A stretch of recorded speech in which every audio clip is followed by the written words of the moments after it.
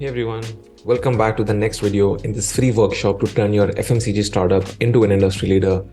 My name is Rishabh Jain. I'm the founder of Confetti Design Studio, where we work with small to mid-stage FMCG startups like yourself to turn them into a leader with more than 100 crores in revenue. And the way we do this is through better product, better marketing, and better messaging.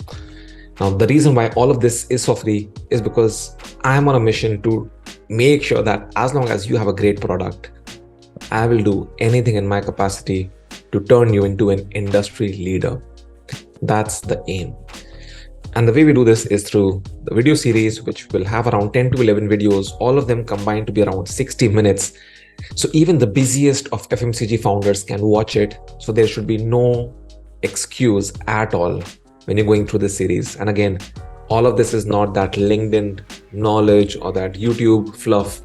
All of this is actionable based on the stuff that has worked for my clients, with the single aim that they work for you for free to turn your FMCG brand into a startup, to turn your FMCG startup into a leader. Now, without any further ado, let's get started about this video, in which we'll talk about price validation. That's what we'll cover in this session. We have gone through all of this information about FMCG Rut, what puts you there, how to get out, the product validation, and we're very close to the finishing line with the pricing validation part. So let's just jump straight into it.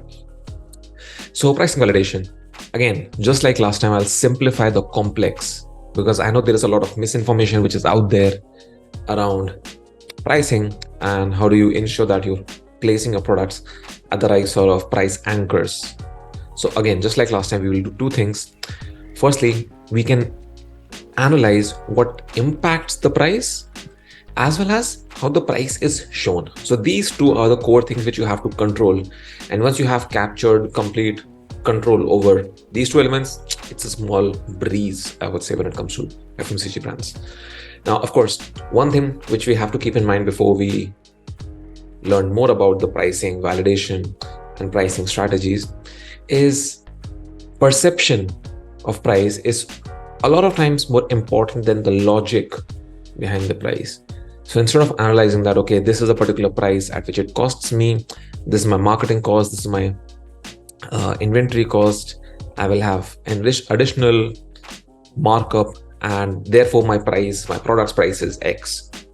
More than that, a lot of times the logic is trumped by the perception. How is the person perceiving your brand to be? How do they ensure that your brand is perceived in a correct way, in an incorrect way? All of that is a lot more important. And in this video, we'll capture exactly those things. Now, of course, being perceived as valuable is important than actually being valuable.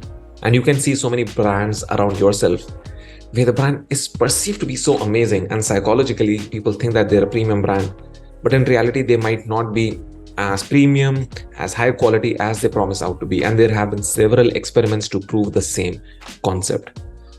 Now, in terms of questionnaire, because again, all of this has to be done with your customers, your customer interview, your user validation. In terms of a questionnaire, this impacts the questionnaire in several ways. Three of them are listed here. So you have to ask questions like, is this purchase a budgeted purchase or is it an impulse purchase? For example, if you're selling chocolates, are these chocolates already in your mind that, okay, every month I buy X amount of chocolates, more or less? Or is this an impulse? Once in a blue moon, I just had an impulse, I bought this product. Now, these things add up when you're finally designing the pricing strategy. So that is the first thing that you have to ask, budgeted or impulse.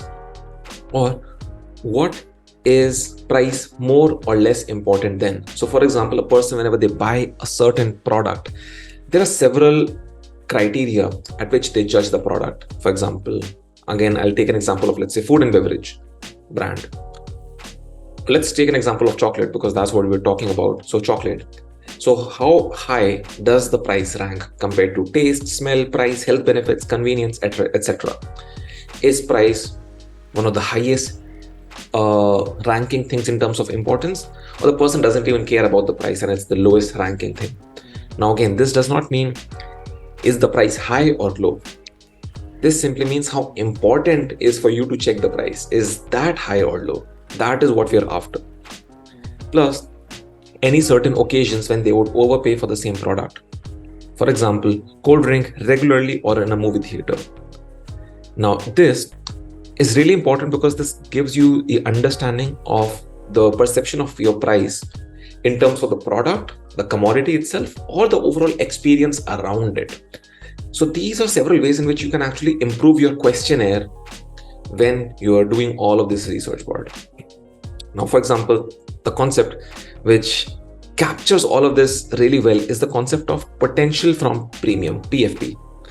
Now, what this concept means is whenever there are two products on different ends of the pricing spectrum, for example, real juice and raw pressery. So two brands, many people know about them. One is a very massy brand like real juice, and raw pressery, which is a lot more premium in terms of quality, in terms of price, in terms of brand positioning, all of that.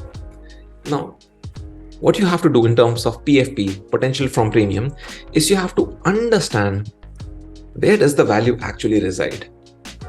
Is the value coming from the origin of the brand? Is it coming from the taste? Is it coming from health benefits?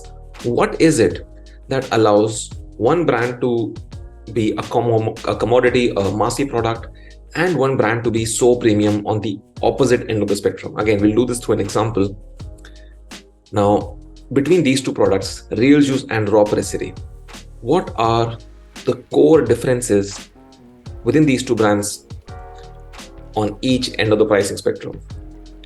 Now, let's say the core differences are origin, sugar content, and taste.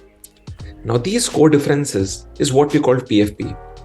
What this means is that focusing on these things, which is what will actually allow you to price a higher product, like price your product at a higher price. Now, again, might seem like a complicated concept, but this is what all of the premium brands or industry leading premium brands actually do, which gets them to charge a markup, charge a greater markup for their product. For example, if you're chocolate, two chocolates at the opposite end of the pricing spectrum.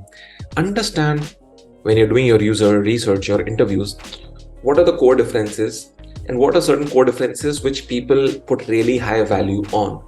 Those becomes your PFP. Those become your potential from premium. Now, in the chocolates, it can be the origin of the chocolate. One is your Indian chocolate, one is a Belgian chocolate. The other one can be the texture. One is like, for example, dairy milk. I'll give the best example of dairy milk. They have so many different textures of the same product. They have the dairy milk silk, they have dairy milk bubbles, dairy milk mousse. In terms of the quality of the product, the brand, the origin, all of that is the same. The simple thing which they changed is the texture. And simply changing the texture allowed them to charge a higher price. So all of these things are your PFP, your potential from premium. Now, again, this might seem like a tricky concept to get hold of. Tricky or simple, I don't know, like we have used this with so many clients. It has given different responses. Some people think it's too complicated. Some people think it's the easiest and most simple thing which they can do. But once you do this, you have no idea how massively it impacts the pricing conversation that you have with your customer, because this allows you to actually focus on the PFP in your marketing. So when you're marketing, you get to actually talk about those PFP a lot more compared to the other things which might not be driving the price up. Now, the aim is we have to understand the PFP from your industry's experience. Different industries have different PFPs. The PFP which might be there for a skincare brand might not be there for a chocolate brand, which might not be there for a coffee brand, which might not be there for an alcohol brand. The aim is to understand the PFP in your industry and leverage that, market that, amplify that to get the sales up. Now, again, some examples. This would give you the best sort of summary of the whole PFP concept. So 3 different products: premium chocolate, moisturizer, and mango juice. Again, just like different industries altogether. Food and beverage, personal care, dessert, everything. Now, you might think that, okay, Rishabh, every PFP, like let's say origin would play a huge role in every PFP. That's not the case. Now, here you can see that there are 3 factors which the customer might be looking at to decide what sort of price they have to pay. But based on different industries, the PFP changes completely. The chocolate can be giftable, but people would not go into the R&D side, the research and development side of the chocolate. And it might not be that seasonal in nature. So all of these PFPs are reduced. The giftable aspect is what gets up. In moisturizer, maybe giftable and seasonality might not be the PFP, but it's the research and development, which is the PFP. On the other hand, for mango juice, maybe giftable and research and development, maybe those things are not the PFP, but it's the seasonality. So your aim should be to understand what is the PFP in your industry, and don't think if there is a PFP which applies to skincare, then you can simply copy that, okay, this is the PFP which people want to pay a good price for, we'll copy that PFP. Understand the PFP in your industry and amplify that to get the sales up. Now that is the 1, 2, 3 of PFP. Find the PFP, market the PFP, and sell the products at a premium price. Now, with all that being said, and once let's say you have identified the right price, the pricing strategy itself can play such a massive role in getting the customer to actually make the final decision of purchasing your product. Now, of course, this is where a dummy purchase simulation can come into the play, where you can actually explore opportunities to sell your products in creative ways to see which particular pricing strategy resonates with my customers or it doesn't. So simply choosing the price is not the only thing. You have to choose the correct method of selling your product. For example, test a kit with all products. So instead of having your 250 ml of juice, maybe you have 100 ml or 50 ml bottles, and this becomes your tester kit. Or free sample with a minimum purchase, bundles at a discount, expensive bundles during festive season, price anchoring. So there are so many different strategies which a company can take before they enter the market. So again, these things, you can have them while you're in the market already, but the best time to do this is before you've entered the market or when you're launching a new product vertical. That is what you have to do to make sure that once the price is decided, how is the price being positioned? What is the strategy behind that? That is what will get the sales up. Now, of course, with these sort of strategies, my personal clients, one client in particular, they have been able to raise their sales by 39% by simply using this strategy. And the strategy is this: the Diwali bundle story. So of course, this, as the name suggests, is a scenario from last year in the Diwali duration, where my client launched a Diwali bundle made up of 4 bottles, where each bottle costed 140 rupees individually.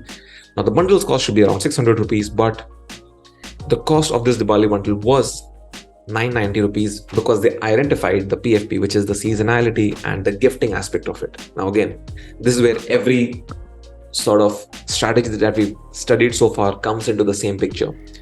So instead of charging 600, the price became 990 because it was Diwali, gifting, seasonality, all of that came into being. So PFP, but they gave a 20% discount to show that people that they have a great deal. They could have done it for 30% as well, and they would have still survived.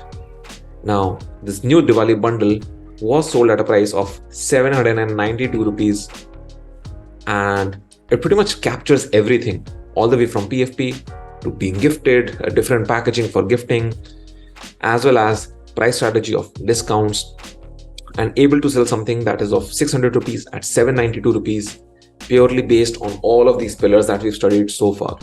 Now, if you combine this with the product strategy, which we studied in the last video of an innovative product, you can just have such a massive offering which people can't say no to. So if you remember that instant coffee cube example which we had in the last video, then combine that instant coffee cube example with the gifting and identifying the right PFP. Maybe gifting is not the PFP, maybe the origin of the coffee is the PFP.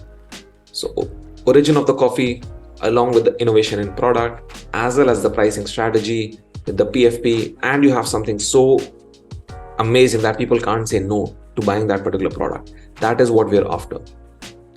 Now, this is the perfect combination of PFP and pricing strategy, as we said. Now, all this insight actually comes from user research and validation. So you can't simply have these things in a theory sort of setup. You have to go out there, talk to people, understand what triggers them, what doesn't trigger them. And that's pretty much it. There you have it. All of this gives you scope for innovating in pricing and marketing, having better marketing strategies, pricing your products, not based on logic, but based on perception of the price itself. And this gives a really good entry to the last point, which is the messaging validation. So in the next video, we'll cover messaging validation, very close to the finishing line. So if you've stuck till now, amazing job. We're almost there. In the next video, we'll cover all of these things and how you can actually message them to create a massive impact in marketing and increasing your conversion from social media, from digital marketing channels, all of that. So with all that being said, I'll see you in the next video. Thank you so much.